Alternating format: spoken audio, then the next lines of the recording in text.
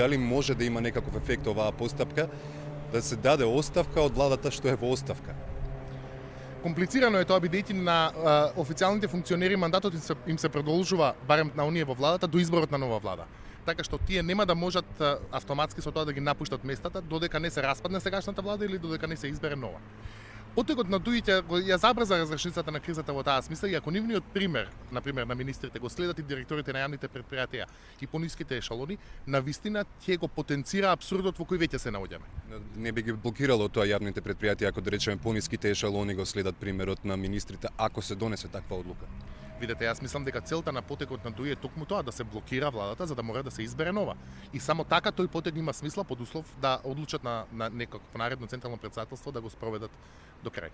Дали постои ризик сето ова да разгори понатамошни незадоволства, посебно имајќи предвид дека имаме протести сега со кои остро се напаѓаат припадниците на албанските партии?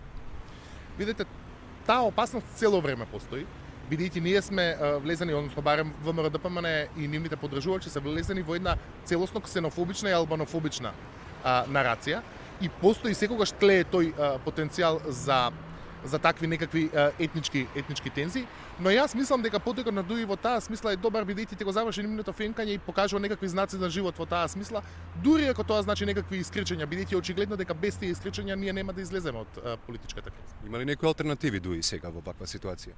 Не, мислам дека дуи нема алтернатива, тие својот Рубикон го премина и мораат сега да го задржат курсот кој веќе го избрале и овој потек го толкувам во таа смисла дека тие сакаат да го забрзаат курсот на кој тргнале.